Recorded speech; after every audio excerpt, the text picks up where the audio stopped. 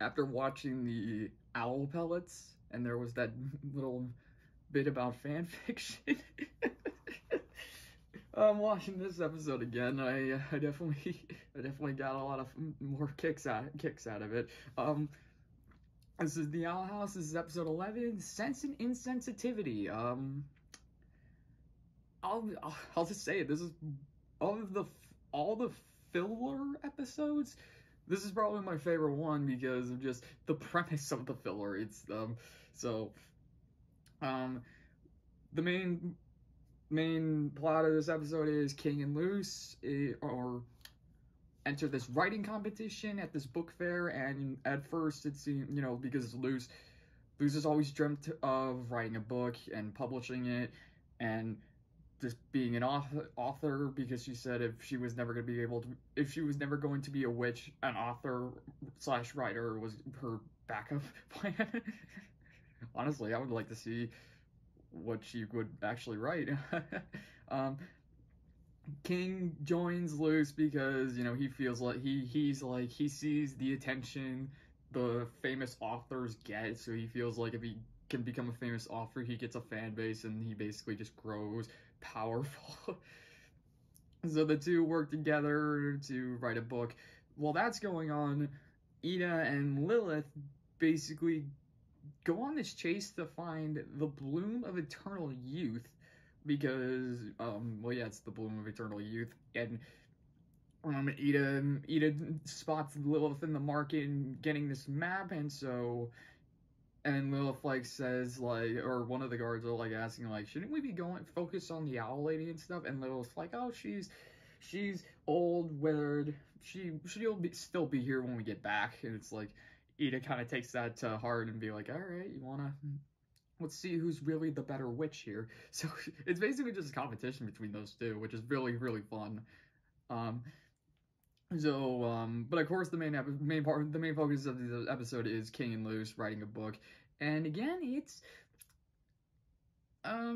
it shows the good and bad parts of the relationship between King and Luz, because at first it's everything's going pretty well. Luz and King they're crafting a storyboard, and it seems like everything's going well at first, and Luz is but obviously they have two different point of views when it comes to writing a story. Luz wants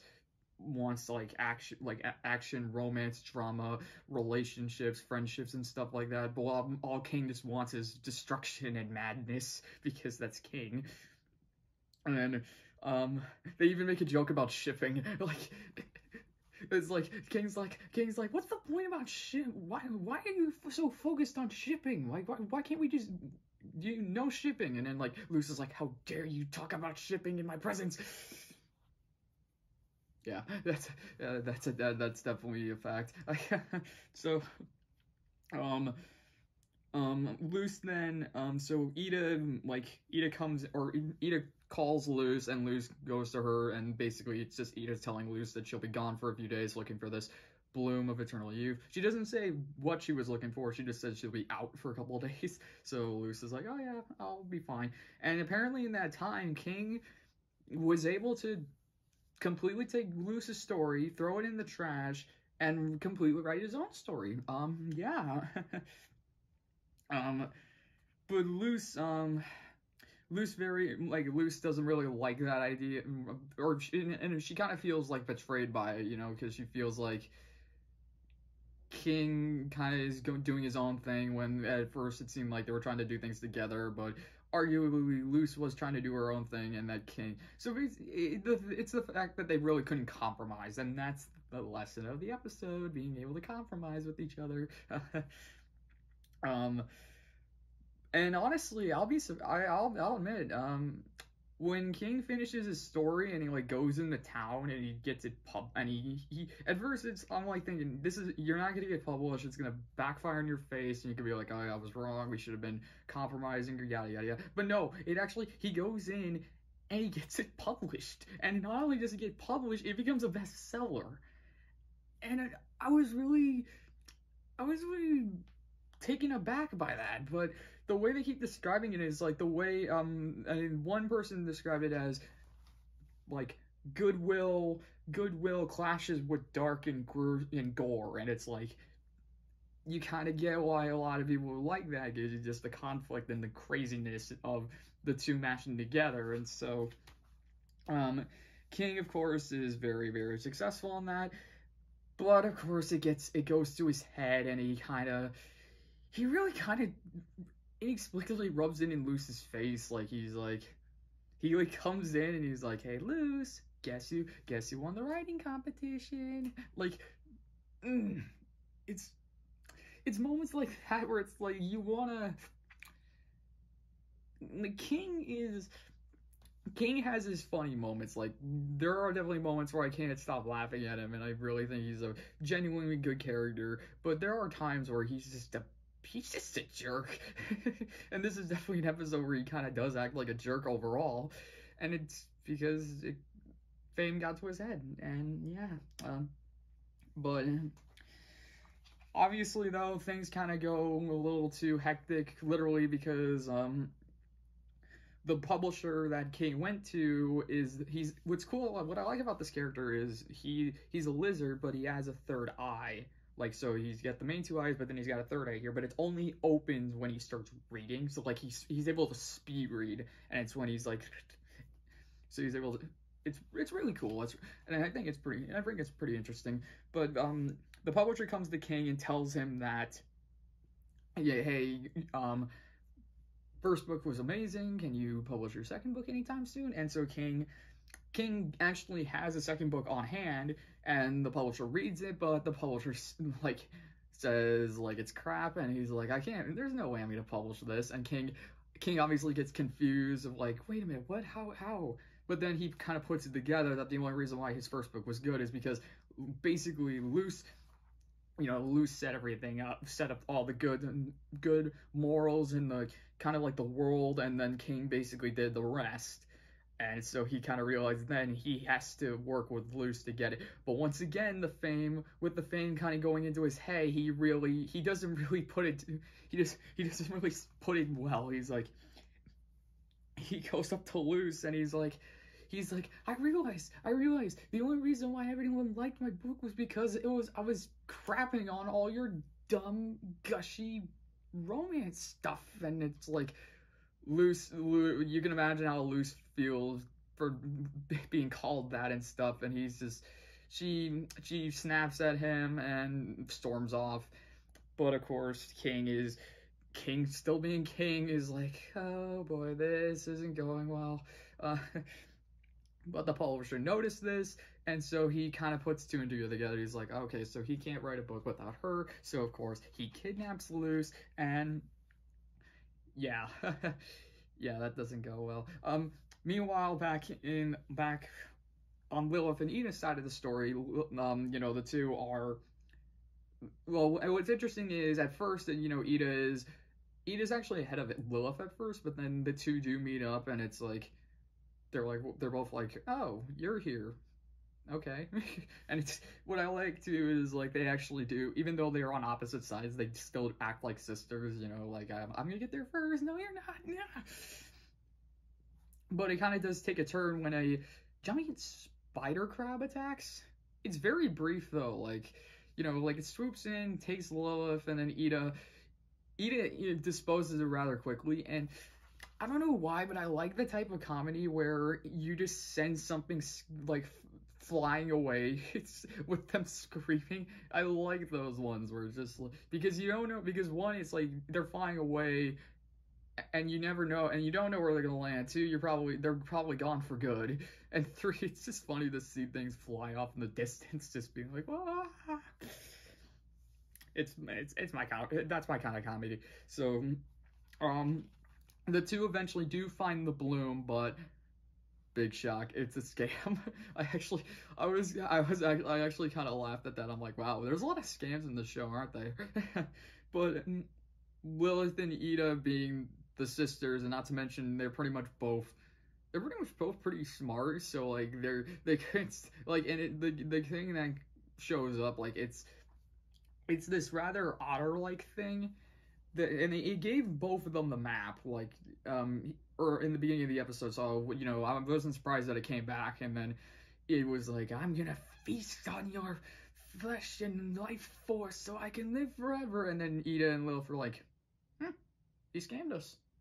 I mean, he actually scammed us. That's actually pretty impressive, yeah? Well, and then Eda's like, well, yeah, I thought it was 50-50, you know, but it's like, you had a good entrance, you know, I mean, like, basically, they're just making fun of this guy, and then eventually, and at first I was like, yeah, they're witches, of course, but then I realized, oh wait, the otter doesn't know they're witches, does he? And eventually they whip out their staffs, and the otter's like, oh no, so, yeah, so it's pretty fun to see it's pretty fun to see the sisterly dynamic of Eda and Lilith in episodes like these. But meanwhile, back in the library or the convention center, I don't know, because you know people are dying to see the announcement for King's second book. There's even a joke of like, if the second book isn't good, I will spend every moment of my life crashing it. And I'm like, yeah, that's reality for you. So King obviously is freaking out, but then the publisher reveals to him that he captured Luz, and he threw her in this see-through magic box that slowly compresses the person, and it's like it's really terrifying, you know. It's a shrinking box, and it's just so of course King, you know, at first, you know, King's freaking out. He's like, let her go, but then the publisher's like, oh, no, you signed a contract, you know, because we gotta add that crap to it. So he throws King in, and the box is still shrinking, and he says, if you don't, he's like, Luz and King are basically like, why the heck are you doing this? And the publisher's like, some of my best work has come from crunch time. And I'm like,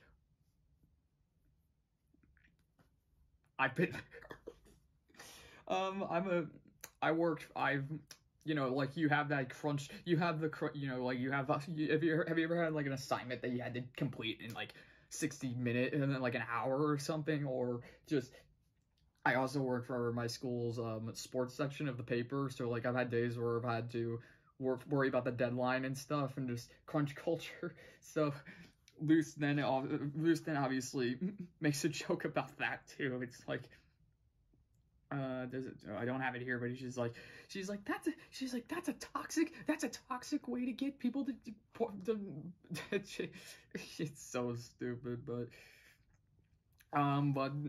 again, since they're in a shrinking box, like, the publisher reveals what happens to those who can't get it done in time, and he opens up this briefcase, and it's so terrifying. It's like they're little cubes, and their faces and arms are there, and they're screaming. Like, it's moments like that that are just, jeez, it's creepy and it's terrifying.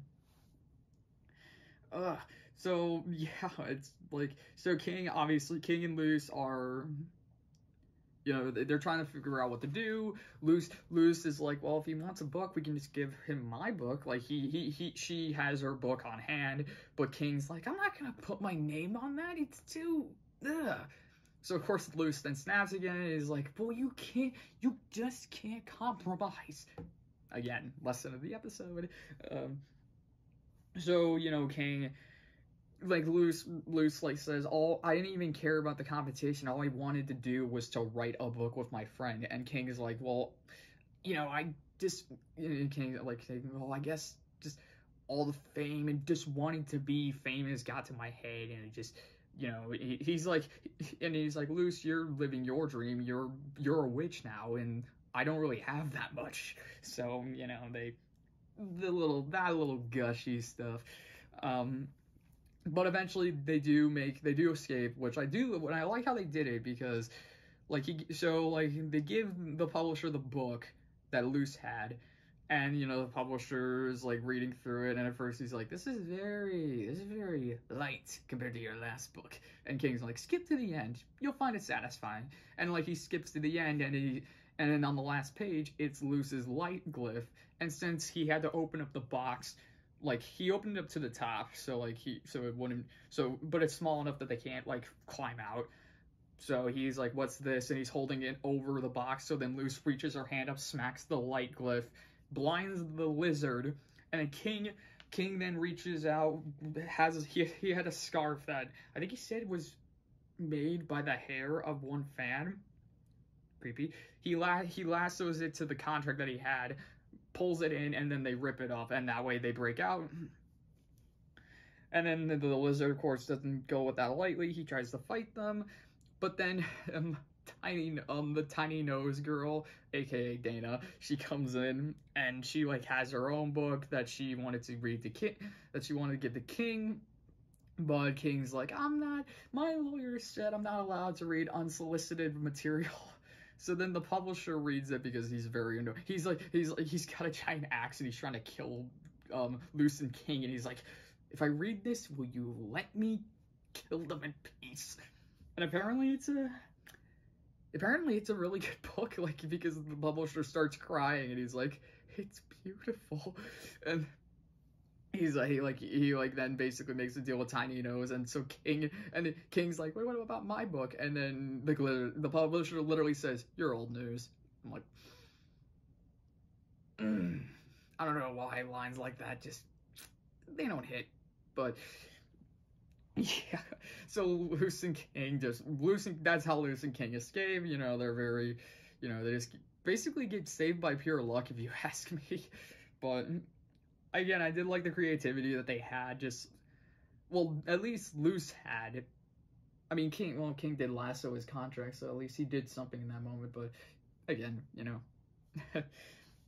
and then it pretty much ends with Lilith and Eda just making, well, they don't really make amends, you know, because they beat up the otter thing, and they capture him, and then Lilith and Eda are basically, you know, they're having fun with that, but then Eda's like, so what now? Are you gonna tie me up and capture me? And Lilith's like, nah, I'll let you go for this. I'll let you go this time, because she's like trying to get Eda to join rather than be forced into the Emperor's Coven. But Eda, of course, refuses.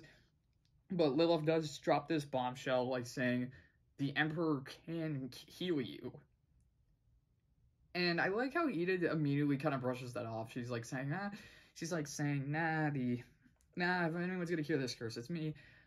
But obviously, though, I'm guessing, since we haven't seen the Emperor up to this point, and since it's an Emperor, you could probably imagine this is kind of a bullcrap promise. Like, I mean, I imagine the Emperor does have the power to heal a curse, but I doubt he's gonna do it, you know? So, Eda gets back to the house where King and Luz are, and King and Luz are basically, they're done with books for now. Like, you know, like, Eda's like, nothing beats a good cup of apple blood and a book. And Luz and King are like, books? No, not books. We're done with books. Oh, I completely forgot. There was the typewriter. The typewriter they used to write their stories. It talks. It has a mouth. Like, it spits. Like they type and it spits out a paper. So like, but he talks too. He doesn't have that many big funny lines in this, but my favorite one is at the end where Eda picks up King's book. And she's like, what the heck? And then the typewriter's like, girl, you do not want to know. It's fun. But like I said, this is my favorite filler episode because of the premise, you know, because I'm kind of in the writing field, and I know the will to try and write a book, wanting it to get published, and the idea of crunch culture as well, like all those dynamics, and being able to compromise with people, obviously, you know. So just the lesson itself is pretty straightforward, but hey, that's what a kid show is, you know. Kid shows are, I mean, I'm not saying that the lessons are, I'm not saying they're cheesy or dumb. I mean, they're good lessons. It's just the fact that they have to kind of spell it out, because, you know, kids, you know, they're not able to put all the pieces together until it's pretty much said to them. And again, I mean, Gravity Falls did that a lot, but I mean, one reason I didn't mind that was because I was 11 when the show came out, so, you know, I was at that age where I'm like, yeah, the lessons are still there, you know. But you know, as I gotten older, I'm like, it's a kid's show. It's a thing. It's a kid's show. And yeah, if I want lessons that aren't spelled out for me, maybe I should be watching something else. Yeah, but I like the show. I'll also say this, like, we're the next episodes 12, 13, 15, 16, 17, 18, and 19. Those are, oh man, those episodes are going to be great. 14, we'll talk about 14 when we get there.